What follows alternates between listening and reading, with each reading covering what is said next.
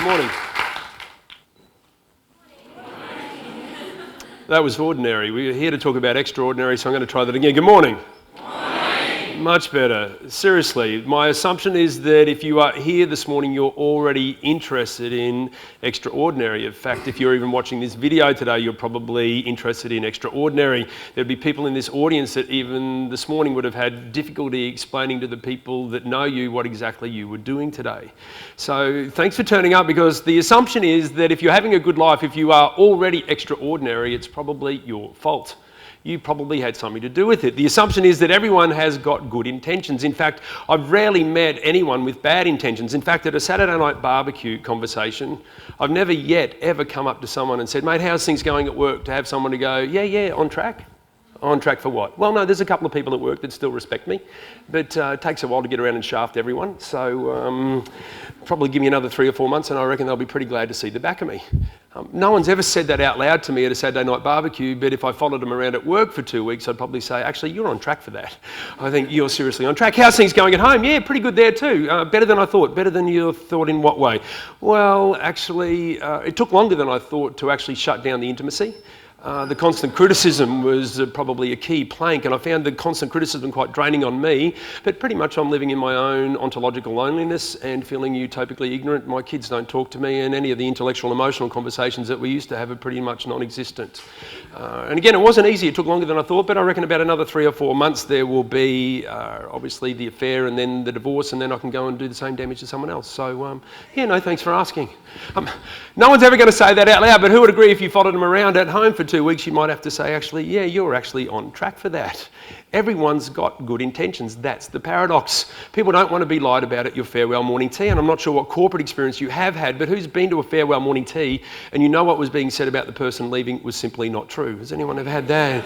The assumption is, the intention is that everybody wants to come along and be meaningful contributing members to their teams, but honestly, I've been at farewell morning teas and it is the same speech. Geez, we're really going to miss Bruce. Bruce is going to leave a real hole in our department. I hear it every time. And if it's true, it's true. People are going, yeah, we are going to miss him. And if it's not true, people are down the back going, I know what kind of hole I'm thinking about. And seriously, the only reason I turned up was because I could smell the sausage rolls and coming from the staff room.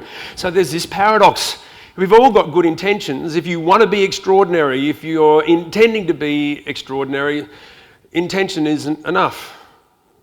Everyone's got good intentions apparently, but intention isn't enough. This guy on the streets of New York City, 1994, an entrepreneur, if you like, out there, registered, licensed, creating his own enterprise, not waiting for a government handout. Who would agree this guy's got good intentions? Seriously?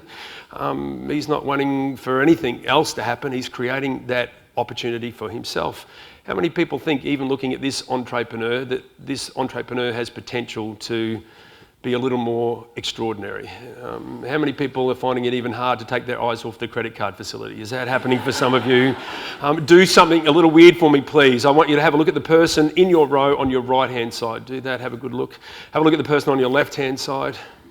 Thank you. How many people suspect at least the people either side of you intend to be extraordinary at some level? Great, no, thanks for the feedback. Have another look at the person on your right-hand side, please. Have another look at the person on your left-hand side. How many people know at least one of the people either side of you could lift their game just a little bit? Seriously? What's true for you is true for me, is true for this guy. Every single person I meet has good intentions, but the paradox is that good intention is not enough. If you want to be amazing, if you want to be extraordinary, you can't just intention your way into being extraordinary. You have to behave your way into being extraordinary. No one's judging our good intentions. Everyone's judging our behaviour and how it impacts them. No one's judging the rhetoric. No one's judging the mission statement. I don't know if you've had that opportunity yet, but you may get this wonderful opportunity to go and do a 2-day retreat somewhere where you get to craft a mission and a vision and a value statement. I've seen plenty of people go and have that opportunity, and they come back pretty much the same thing that any good postgraduate student could have knocked off in about 20 minutes and a couple of Google searches. Because what I've discovered, honestly, is that all of those mission statements are pretty much the same. We aim to act with integrity and respect. We want to deliver a satisfactory return for all of our shareholders. Blah, blah, blah. When you get married, it'll be the same thing: for sickness and in health, better for worse, richer for poorer. My wife doesn't judge my good intentions. I buy my wife roses about 6 times a year out at Sydney Airport, and why only 6 times a year is because I've learnt that you have to be unpredictable. And I have to tell you, my wife does not judge my good intentions. She judges the fact that I actually turn up with the flowers, not that I intended to turn up with the flowers. How many people, for example, have intended to exercise at some point, but instead you've just visualised yourself doing it instead? A lot of people take the Winston Churchill philosophy, was whenever he felt like exercising, he would just lay down for a little while until the feeling passed, and then he could get on with the rest of his day. So people have good intentions, but your body doesn't judge your good intentions. It judges your behaviour and how it impacts. No one judges your good intentions at home. When you leave home in the morning, you and I are arrogantly, self-righteously attached to our good intentions when our family is left with our behaviour and how it impacts them. When I leave work at the end of the day, I'm leaving work with my good intentions firmly in my head. Geez, I'm amazing. Seriously. Honestly, if you could have seen me at work today, you would be so impressed. Yet all of my customers are left with my behaviour and impact, not my good intentions. I'm the only person arrogantly, self-righteously attached to those. I say to our corporate clients, one of the things that you should do is stop annoying people with the rhetoric. Stop boring them with the mission and the vision and the value statement, because most people, when they're asked, don't even know what they are anyway. Why not at Christmas time? Why don't we just survey all of your staff and say, based on your management's behaviour, what do you think the mission and the vision and the values are of this particular organisation? Let's stop annoying them with the good intentions, because everyone's got good intentions, but at some particular point there needs to be some congruence between intention, behaviour and impact. I had a father come to see me, and you would know potentially from your own life experience that when a male comes to ask another male for advice, there's a good chance he actually wants advice. And I said, what's going on, Kev? He goes, it's my son, I want to kill him. I said, I don't think I can help you that, but let's Google it, let's see what comes up. And he wasn't in a really good state of mind at this point. I had the furrowed brow, what's going on? And I know he has a 7-year-old and a 4-year-old. He's a good mate of mine. Well, it's the homework thing, Bruce. I said, what's the problem with the homework? Well, every time we have the homework conversation, he gets 1 page, doesn't have to hand it in to Friday, gets it Monday. He's got 4 nights to complete the homework. So what's the problem? Well, every time we bring up the homework thing, whinge, moan, complain. Oh, not tonight, Dad.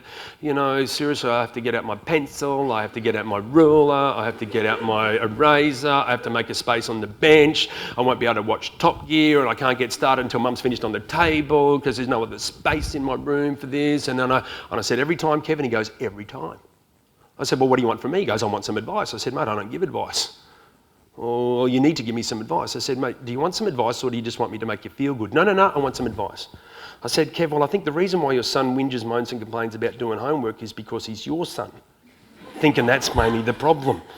Who would agree this is now converting into a rather awkward conversation? You know? So what do you mean by that? I said, mate, have you heard what comes out of the hole in the front of your head? Honestly.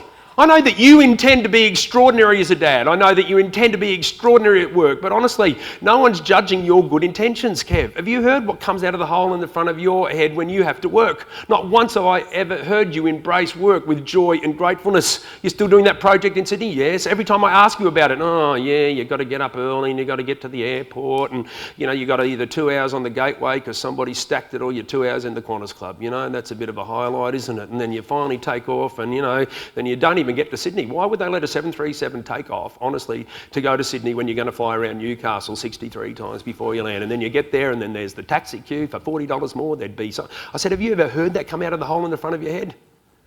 And he's going, maybe. I said, Kev, my favourite example was at a barbecue, and you have to know, and again, for those of you that haven't been in Australia long, you know in Australia we don't have whole barbecues, we just have bits of them. People say, come over, mate, we're having a bit of a barbie. You would have worked that out already. And we were at Scotty's place, Kev. And I dropped my wife upstairs with the champagne and the bread rolls and the salads. It was a very stereotypical barbecue, and I came down to join the master carnivores there. And we're having a quiet beer because you don't have loud beers in Australia, just quiet ones. How you going, mate? Shh, keep it down. Having a quiet beer. So we're just having a quiet beer, and we're just having a bit of a chat. And I looked at you, and I remembered the conversation with your wife, and I said, oh, you guys are going camping next weekend, I hear. Do you remember that night what came out of the hole in the front of your head? At this particular stage, he's just giving me an enlighten me moment. He's still struggling with the feedback at this point. I said, mate, I've told this story to thousands of people all over the world. Let me give you my version of your monologue that went for about 3 minutes. Oh, is that next Friday night? Fair dinkum. By the time you get home, you pack the stinking car, you drive for 2 hours, the kids will be feral by the time you get there, you know. We'll be setting up in the dark. Did I say we, fellas? No, I'll be setting up in the dark. The kids will be running crazy. The wife will be apologising to other campers. They'll be all asleep at 11 o'clock, gone in a nanosecond. Seriously? Me? I'll be wide awake, totally pumped with adrenaline, totally cranky. I'll be on that air mattress. My wife weighs 65 kilos, I weigh 95 kilos. Do the maths. She's floating up there on cloud nine. I've got my backside on the ground trying to get comfortable on that air mattress. Almost off to sleep about 1:30, and then you hear a zip go. Senses on heightened alert, adrenaline rush again. You get up and you realise it's not your kid going for a walk in the forest, it's just someone 2 tents down getting up to, do a walk in the forest, and then finally almost off to sleep about 4 o'clock, and then you hear the crows crank up. Rah, rah, rah. You think that's it, it's over. You get out of bed, you have the Wheat Bix with the UHT milk, that's a bit of a gustatory delight, and then all day snakes, spiders, water hazards, 5:30 the mozzies will come out, carry you away. And I said, Kev, do you remember this? And he goes, not really. Where'd we go? I said, Noosa North Shore. Do you remember this at all? And he goes, not really. I said, you didn't even finish there. You went all the way through Saturday night, all the way through Sunday. In fairness, Kev, half the group were with you going, yeah, preach it, Kev. We hate camping too, honestly. The other half were looking at me, and my hallucination of what they were thinking, my hallucination was that they were looking at me going, why did you ask him? Seriously? My hallucination was that we were all watching the flames come out of that barbecue, thinking maybe we should blow out the flames and let the gas come and just get it over with, really, because what's the use of being here any longer? Here's the paradox, and the thing that stuck in his guts after this conversation, and he came to me and said, I needed to hear that. Not on the night, he was grateful, but a little bit afterwards, he said, you know the part that really annoyed me? When I said to him, how many times has your son sat in the back seat of your car and listened to you talk about life? I know your intentions are extraordinary. You want to be an amazing dad, but your son's not judging your good intentions. No one's judging our good intentions. How many times has he sat at your dining room table and listened to you talk about life? For the managers in this room, how many people are watching your behaviour and not paying attention to the mission statement? Be more afraid that that's going on in your business as opposed to what's happening with the rhetoric.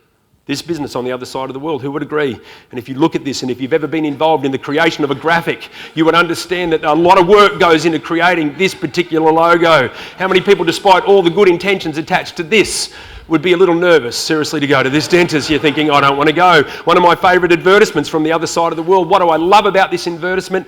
The guy in this advertisement genuinely wants a best outcome. He wants to be extraordinary. He wants to do the best possible job. That's the intention. But with a bit of fine tuning, a little look like our bookseller, he could have done with about 2 inches difference. That would have made a big difference. This guy, a little bit of fine tuning makes all the difference. For those of you that have researched ancient history, you may remember once that radios used to have a dial on them. Has anyone been exposed to a radio with a dial? And what used to happen was sometimes it would just be a little bit off the dial, and you would go into the butcher, the barber, the hairdresser, and you'd walk in and you could hear this radio just not right on the dial, and you'd like say, excuse me, mate, would you mind if I just, and you just sneak around the counter and you just give it a little nudge. Not wholesale change. Very few people need wholesale change. We just need a bit of fine tuning. And we give it a little bit of a nudge and you go, that's it.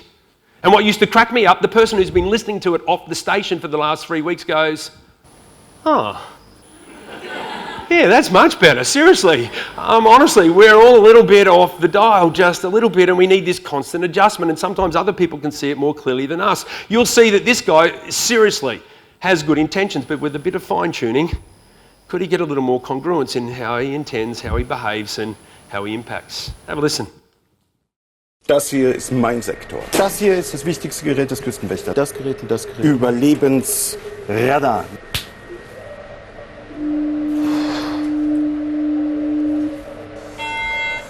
Mayday, mayday. Hello, can you hear us? Can you hear us? Can you... Over. We are sinking. We are sinking. Hello? This is the German Coast Guard. We are sinking. We're sinking. What are you thinking about? There is no question mark on the integrity of his intention, and rarely there is a question mark on the integrity of people's intentions. People want the best possible outcome. They don't want to be lied about at their farewell morning tea. They want to be meaningful, contributing members in the environments in which they operate. My wife and I would always holiday at the Sunshine Coast. We'd always spend about $60, $70 a night. February 1995, we're driving to the Sunshine Coast, and my wife says to me, I've got a surprise for you. I went, Ripper. What, right now? And she goes, no, not right now. And, you know, like, well, kind of right now. We're not going to go to Mooloolaba this year. We're going to go to Noosa instead. I thought, why not we splash out, do something a little more decadent for us? Now, how many people know that there is a difference between Mooloolaba and Noosa? And I'm asking this as a local knowledge question. I'm getting a few show of hands. I'm not talking the 50 kilometres up the road. I'm talking the commercial difference. I'm an economics major, so I'm thinking more about the spreadsheet almost instantly. I said to my wife, awesome, great, thank you. And just out of curiosity, how much was it? Oh, a little more than we normally spend, but it's still right on the beach. Oh, good, and how much? Well, it's a bigger unit than we'd normally have, so it should be quite nice. Oh, good, and how much? Well, it's in the middle up the top, so we'll have a nice filtered view down onto the beach. Oh, great, and how much? Well, it's an undercover car park too, so that's going to be really good. Oh, no, how much? Well, it's actually it's completely refurbished. The whole thing is spectacular. Oh, good, and well, that's great, and how much? It took about 7 goes to move away from the value proposition back to the price, and she told me it was $140 a night. Out loud, I went, great, can't wait to see it. That's what I said out loud, and in my head. Who hears voices in their head? Does anyone hear voices? Thank you. For those people looking at me blankly, that's that little voice going, I wonder what little voice he's talking about. That little voice in my head is flipping out. You're going, are you kidding me? Please, I can't. It's seriously, this is good. And anyway, but I didn't say that. You know when couples love each other enough not to talk? Has anyone had one of those little drives in the car? Everything's really quiet. My intention when I walk into this 1-bedroom apartment, happy, healthy, loving, long-term relationship with my wife, my intention is to be a good steward of the wealth we created. We had no money as kids. We created some wealth as adults. Let's be disciplined in our spending. My intention is to have an adult conversation with my wife, doing a little cost-value benefit analysis, just comparing a $70 versus $140 a night room. When you're clear of your intentions, you know how to behave. Obviously, I walked in and I behaved in a way that was congruent with my intentions. I said to my wife, geez, not as big as I thought for 140. Thought it'd be a bit more spacious than this. Geez, look at that. It's only got a double bed. You'd think it'd have a king with a corner spa for this kind of cash. Oh, geez, that's a shame. Look at that. It's only got a dishwasher space. And allegedly, I went all the way to the lounge room, stuck my head up against the wall and went, yep, you can just see the water from here. I guess that counts as a view. My intention was good. I behaved in a way that reflected my intention. What do you think the impact was, please, of my behaviour? Maybe I should ask you, how long do you think it took me to realise that my impact was not congruent with my intention? I would hope that it was a second or two, but sadly it was 3 years before I realised. At least I'd uncovered it in a conversation. My wife was in the kitchen. I said, hey, what's happening for our holiday? She says, I haven't booked anything yet. Oh, really? Well, how come? Well, because I've been busy. Well, you couldn't have been as busy as me. And we played the #1 couples competition in the evening called Who's Had the Worst Day competition. Has anyone ever played this? So in the middle of one of these conversations, how many people have used information that does not relate to the current argument in an attempt to advance your own cause? Anyone ever had that? Seriously, what was the point? The point for me was that I said to my wife, well, you're a full-time mum now, surely you have more time than me. Don't judge me as if you've never said anything wrong. How many people know there's at least 2 seconds where this feels really good? Does everyone know the 2 seconds? This is where you've come down the pitch, you've kind of like hit it out of the park and you go and get that one. Please bring it on. My wife looks at me and she says, do you remember, what, Gillian, do you remember the last time I booked some accommodation? Well, frankly, I don't. That's why we're having this conversation. You know, when you think a little sarcasm is now going to help your relationship even more.